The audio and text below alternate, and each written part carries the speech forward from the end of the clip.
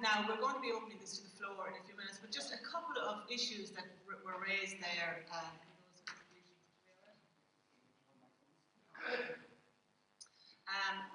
I was listening very carefully to the Minister's speech there. I feared that we were having our expectations dampened down very low for what might be coming up in the budget.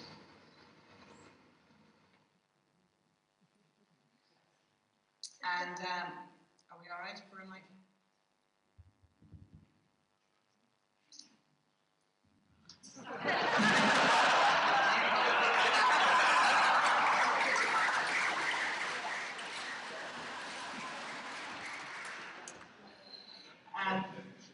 We'll just say over show actors, right? No, this one will be for the Minister. I just felt that there was a very much a damping down of expectations, that the money that will be in the spending side of things has pretty much been spent already. And just contrasting that then to what Lynn was saying there about the feeling in Tallinn and places like Kilnarden where every budget day is a scary day. Can we relax coming up to this budget that this will not be a scary budget for any sector? Do I need to use this microphone first? Okay, fair enough. I listened with great interest there to all the contributions and particularly there to Lynn's conclusion. I represent and got re-elected in a constituency that also faces great challenges in relation to access to services and making sure that every child in it has the opportunity that they deserve. And I'm well aware of the injustices and the inequalities that we still have in our country and what we need to do to fix them. And every time I talk about an economy... No, I want to answer the questions just people to me, and then I'll be delighted to answer yours. Every time I talk about an economy, I talk about my country. And the only time I ever cared about bond yields coming down was so that I hoped we'd have to pay less money paying debt and servicing debt and more money on providing services for the people I represent and across the country. So with that context, where are we now and where are we in terms of expectations? As I said, for next year, we'll spend nearly as much as we did at one of our highest points of spending in public services. Within that figure, there'll be an increase next year of €1.7 billion worth of money to meet the needs that Lynn and John have talked about. That's an increase of around 2–2.5%. Of that €1.7 billion, half of that is already set aside to pay for things like Lansdowne Road, to pay for our roads, our capital commitments, and to pay for the impact of demographics on our schools and on our social services. So out of that then, there is around €800 to €900 million that does offer flexibility for new choices. But that is around 0.5 to 0.75% of all we currently spend at the moment. So do I believe people should be anxious or scared about the budget coming up versus the fear that was caused by many budgets from 2008 up until quite recently? The answer to that question is no. But at the same time, we can't do everything. And we're going to have to make choices regarding how we spend money, because for me what matters isn't just can I afford it next year, it's because can I afford it the year after that. Because if the answer is I can't, then that's a recipe for bad cutbacks in the future. And I'm not going to go down that path. Sorry, I interrupted somebody who put a question to me. I don't know, Katie, if you're willing to allow the question to be put. Well, we just go for one and then we go back to the... Because we're not going to open to the floor just yet. So do you want to put in that one? Was there a particular question in relation to that? I did interrupt somebody who was putting a question to me. And if they want to put the question, I'd be delighted to answer it. I think the question was answering the question, isn't it? Well, I think I did, but experience has taught me that to every simple question, there's a short answer that's nearly always wrong, that I regret at a point in the future. And I'm eager not to make that mistake here. If nobody needs to be scared, Minister, is there a particular section that you feel you really need to give something back to in relation to this budget? Well, I'm particularly responsible for where we are with expenditure, and the areas that I'm very much aware of in terms of commitments that we need to meet and progress that we have to make in next year is where we are with health and where we are with housing. And the detail of all of that and what that will mean for people is what I'll be spending the next 5 months working on. And I'll just ask you one other specific, and I know you're very aware you're going into any specifics ahead of a budget, but Lynn raised the question, I think a lot of people, it was a running open sore in relation to the last number of budgets. The position that they left the single parents in, particularly single mothers, and that payment that is taken away from those families when their child reaches a certain age. I'm afraid that's not a question I can answer now, because if I have to answer the question for one part of our society, and I accept and know the difficulty that was caused by that change, I have to answer for everybody. And I simply can't do that until we have a budget put together. Okay, can I ask, just in relation to the budget again, and I'll ask this one to John McGuiness. Given how much you have demonstrated that you have such power in this new political arrangement, isn't it possible that you as a party and individual TDs are going to take flak for what is not in this budget? And think, well, why didn't Fianna Fáil demand that the pensioners got their €5? Well, I wasn't privy to the discussions that took place with individual ministers in the lead up to the formation of the government. But the pressure that Fianna Fáil can put on is immense, because they're in a new space in terms of supporting this minority government. And I think it's pretty clear in terms of the general demands of politics, which is to resolve some of the issues that you've just spoken about, and to deal with the citizens of this state fairly. So yes, we will put forward our budget initiative. I am encouraging the party in the course of September, before we go back to the Dáil, to debate as much as they can, but to flex their muscle in terms of the less privileged in our society, to ensure that they get recognition, to ensure that their votes are lifted. And you can take many instances of that. Lone parents were spoken about. But for example, in rural Ireland, I watch Minister Hannon and Minister Ross talk about the bigger picture. But the bus service doesn't even bring your kids to school. It's chaotic. And no political, not interference, but no political engagement with the system can change it. It's the same in Waterford Hospital. So in general terms, we will be looking at the budget and presumably engaging with ministers to get a fairer budget for the people we represent, and to ensure that it's payback time, which is the phrase being used, but that they're recognised and that they're given some sort of alleviation in the context of the difficulties that they have in their lives with finances. But it's generally agreed now that you actually have a veto over any of those measures if it comes down to it. So could that not become a big political problem for Fianna Fáil, in that they flex their muscles when it suits, but let things ride when it's not politically viable? No, we have to flex our muscle, is my view. That's the point I'm making.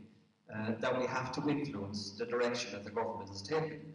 And the government should not be so naive as to believe that Fianna Fáil will sit on its hands and not vote in this budget. Now, I said that before, and I was criticised by my own party for saying it, but I believe that the government does need to understand that they are in a very fragile position. We won't be reckless about it, but we want to see the money spent in a different way than what it has been spent before. We're not sure of the government plans because budgets remain pretty much a secret until budget day, but we will try to influence them. And there is a danger in this because we are in the opposition, and therefore it has to be looked at as an opposition in the context of whatever budget comes forward. Okay, I want to open this to the floor in 1 minute. I just want to ask one question because it formed a major part of your contribution, John, but I want to put it to the Minister. Surely what's in the newspaper, the front of the Irish Times this morning, what was on the BBC Spotlight programme during the week, is it not now time for an investigation into now? Well, you're referring to the Controller and Auditor General report? The report of the Controller and Auditor, but also there's been a clamour from what emerged from the investigations that have been done by the BBC Spotlight, 2 documentaries now outlining some really extraordinary allegations. I'm also particularly aware, though, there's a criminal investigation already underway.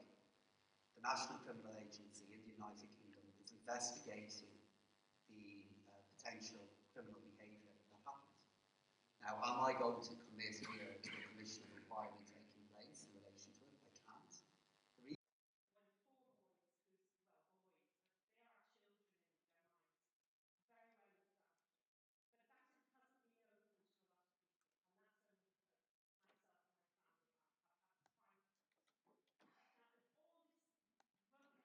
Over the years, about how holy we are in this country and, how pro-life we are.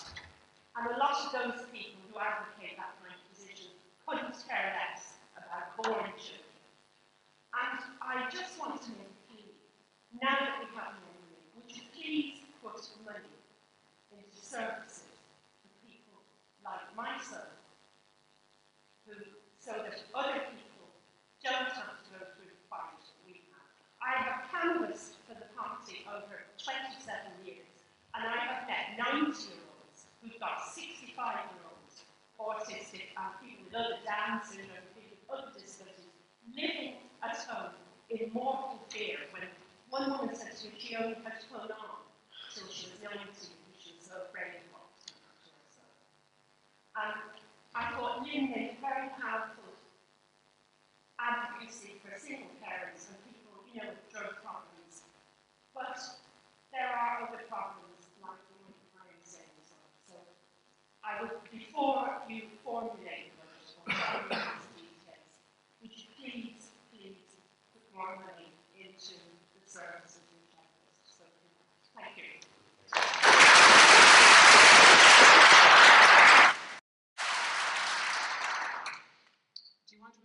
Minister, or are you taking that on board?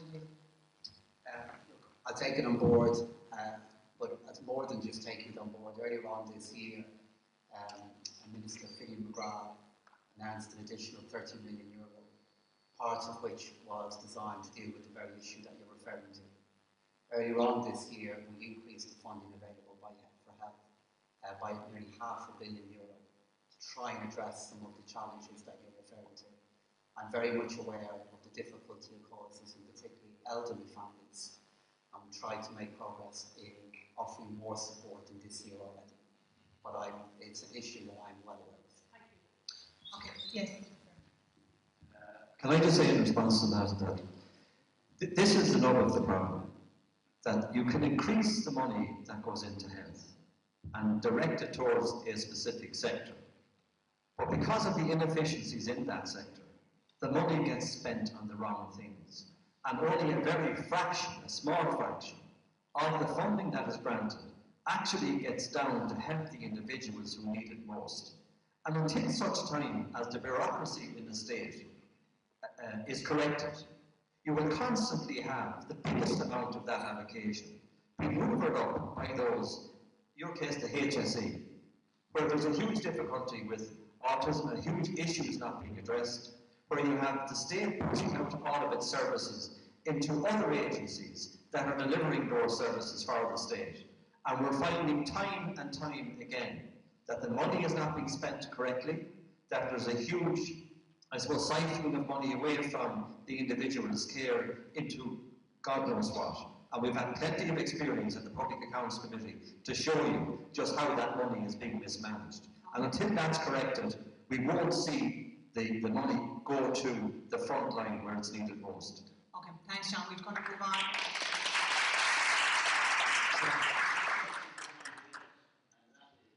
Sorry, you mentioned the question of the Controller Auditor General.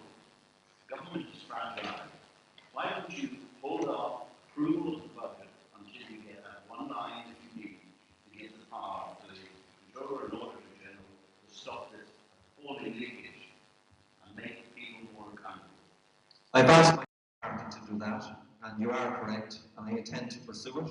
But I will tell you this, that a report was produced in the last term of the Dáil, not the last one, the one before, where the members of government found themselves in office having written a report in opposition, calling for the very thing that I'm calling for.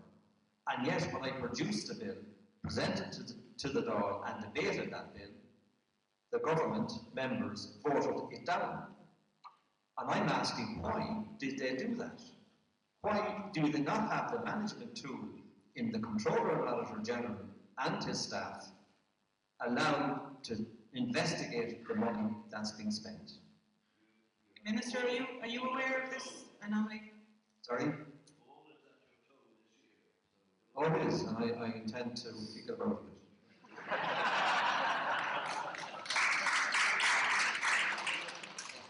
I mean, I disagree with most of what John McGuiness has said this afternoon.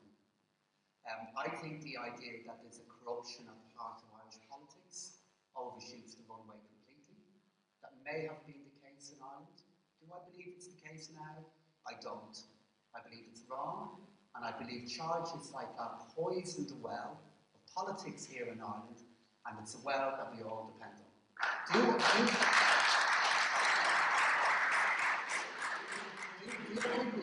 Do I believe there are conflicts of interest in Irish politics? Do I believe there are interests that are too powerful? Do I believe there are inefficiencies? Yes, I do. But that is not the same as corruption. And in relation to the waste of money, and I have the height of respect for the work that John has done, while reserving my right to say he's wrong, and I believe he's wrong on much of what he said there. I served on the Public Accounts Committee with John for 3 years, and I took my duties as seriously as you did, and did. Do I believe that the majority of money that we put into the HSE is not money that the patient sees? No, I do not. If you look at the figures, if you look in relation to what hospitals have performed, there's more activity happening in our hospitals, despite the fact that for recent years they've got less money than they recently have, than has ever been the case. We're making huge progress in parts of how we deliver our health services. Look at the progress that has been made, for example, in relation to cancer. Look at the progress that has been made in relation to the national spinal injury in the Mater Hospital. Now, that is not the same as saying that there are not bad things going on and things we need to change. But we can't make these charges to say that corruption is the heart of Irish politics, to say that all money has been wasted and nearly all of it's been wasted, without the other side of the case being put forward. And there is another side of the case. But just in relation, because that's what we did ask you, that suggestion that John says he's going to pursue there in relation to the CNAG legislation. I mean, I don't think you would doubt that there is leakage of some level, maybe you might doubt the scale of it, but would you support giving the CNAG greater powers in relation to this? I would support expanding the powers of the Controller and Auditor General. They're a trusted, strong, independent institution. I don't know what was the reason and why is the reason it's not currently extended to local authority, but that objective is something that I would definitely support. But I want to be very clear again that yes, we may be occasionally talking about the leakage of money, which is wrong, but let's also look at the progress that we've made in centralising tendering, which gets better value for your money. Let's look at the progress that we've made in lobbying legislation. Let's look at the progress that has been made in knowing where people go who've been in politics, in strengthening corruption legislation. They're all things that have happened. And to deny otherwise, and to not to bring them into a debate like this, poisons the well and changes the debate, which at the end of the day, normal politicians, like I believe are up here, who are in this business because we want to deliver a better country, that's the only reason I'm here. It undermines the stage on which we all have to perform. Okay. And we have to be aware of this. Okay.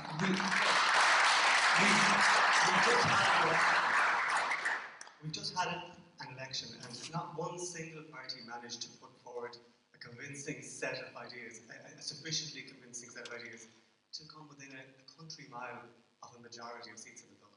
Why? Lynn. As the only independent on the stage now. Well, not one single party or group came within a country mile or anywhere close to striking distance of having a majority of seats in the Dáil. Why is that, or what's wrong with the respective messages? Well, I shifted my vote as well, but I think people have lost, they've lost their confidence and they don't really know who to vote for. That's why you see the shift in independence and people are taking chances on the politicians that they vote for. Obviously, there was a huge support for Labour that has obviously decreased over time as well. It's really hard to know. If I'm going to take a guess, I think it's going to obviously, the pendulum's going to swing back towards Fianna Fáil if we go back into another general election. Unfortunately, might I add.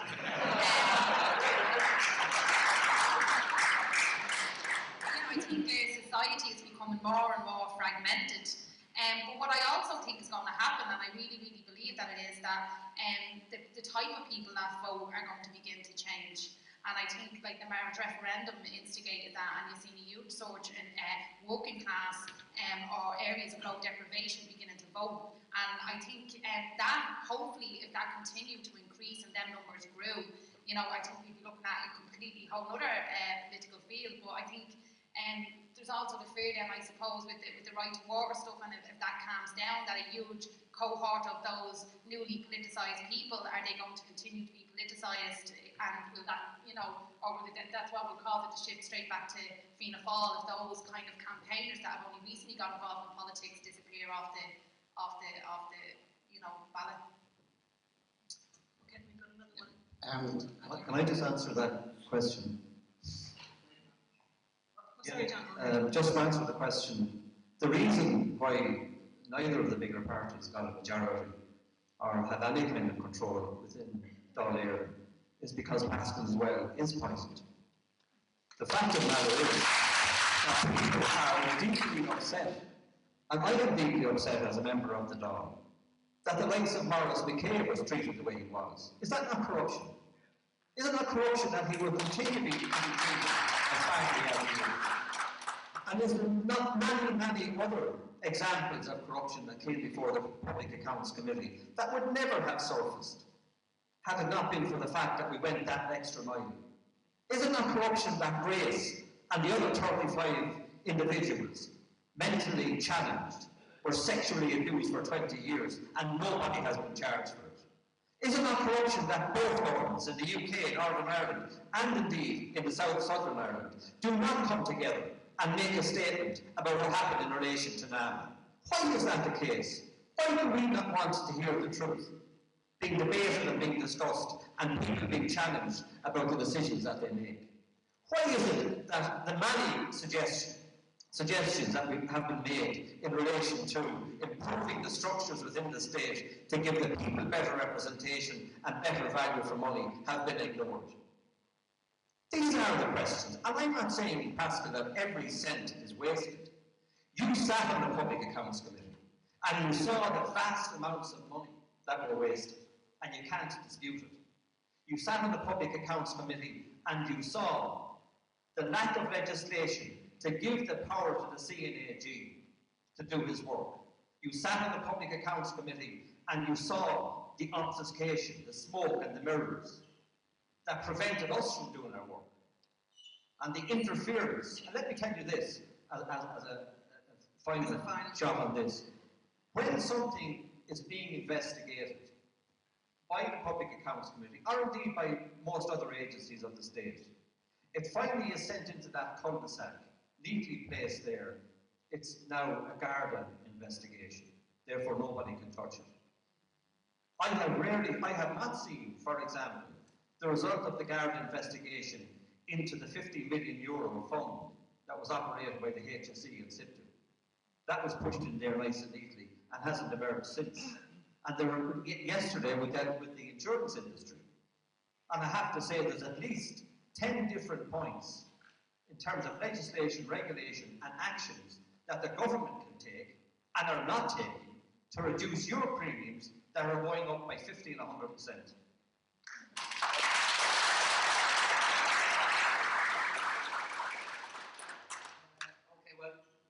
Let's look at what happened with Maurice McCabe. Maurice McCabe was a brave whistleblower that has changed the culture relation to Garda policing and the implementation of road traffic law. Did he have an effect? Did government have? Absolutely. Where were we before he made his testimony? We're in a situation that many Gardaí could change the number of penalty points that he got. What's the case now? The case is that a handful of Gardaí in our state can now do that. That happened due to Maurice McCabe making his testimony. It happened because the Gardaí and government acted because of it. Look at where we are with whistleblowing legislation. We're now in a situation that if a whistleblower comes forward, they have legislative protection that will indemnify them in many cases from legal action if they come forward with something they believe to be in the public interest. Was that the case before? No. That's something else that's changed. So I'm not disputing for a moment that there are many things that are wrong that we need to change, but I am making the contention that not everything is wrong. I am making the contention that when we look at how money is spent, money that ultimately I have responsibility for, it's your money, I do believe that much of it goes in the places that you want it to go. And where that doesn't happen, I also believe and know that changes have happened to try to address this. I will take on board, for example, what John had said there in relation to the role of the Controller General. But the Auditor General that John is criticising, and he wants strengthened, no, you weren't, excuse me, he was criticising the lack of their role in relation to local government.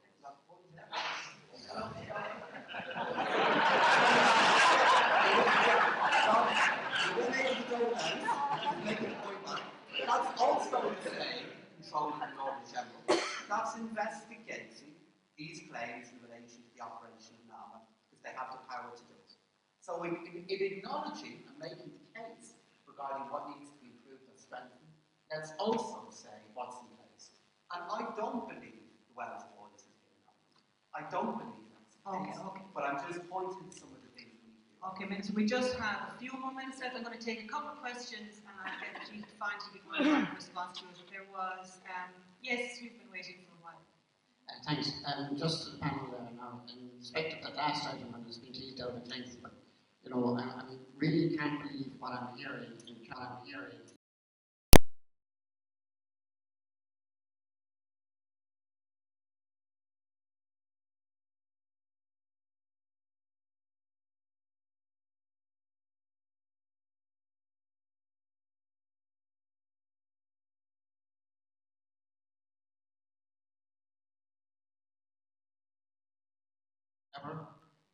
And we are where we are. And we all know that there is huge waste in the public service and that the Sir Humphreys of this world are ruling the roost. The second point I want to ask is, and I've asked this in previous Kennedy Summer School, and I'd like the answer to this one, please. John and Minister, we don't have any ideological reasons for doing what we're doing in this country as far as I can see at the moment. There's no effort to bring down the rich getting richer and the poor getting poorer.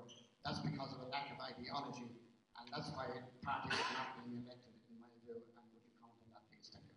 Okay, is there any direct question? Yes, sir. Okay, coming to the general thing, touching on the question that came from here. Yes. Globally, not just in Ireland, is the new politics.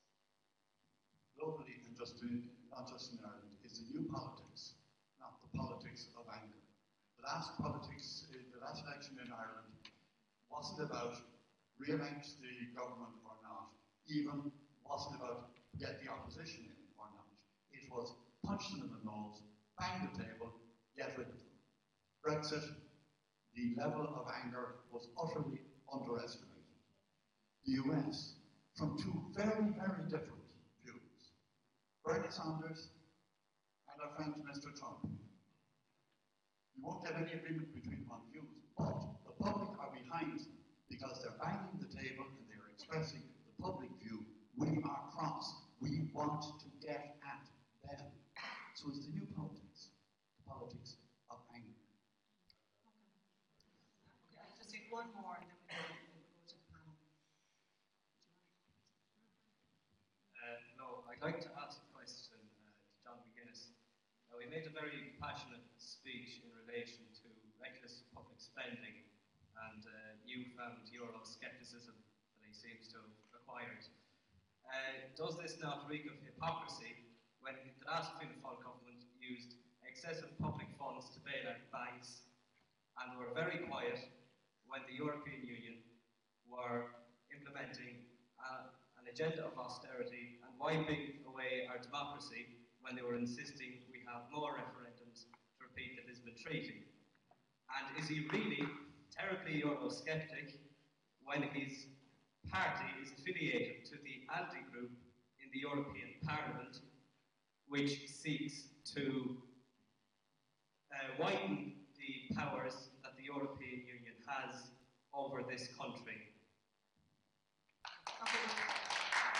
I'm going to put it down very, very briefly on that, and just generally then that question of, are we in the era of the politics of anger, and the idea that what has happened here and across Europe and across the States, people going to the edges. We have to understand what the anger is, whether it's in Britain or in Ireland.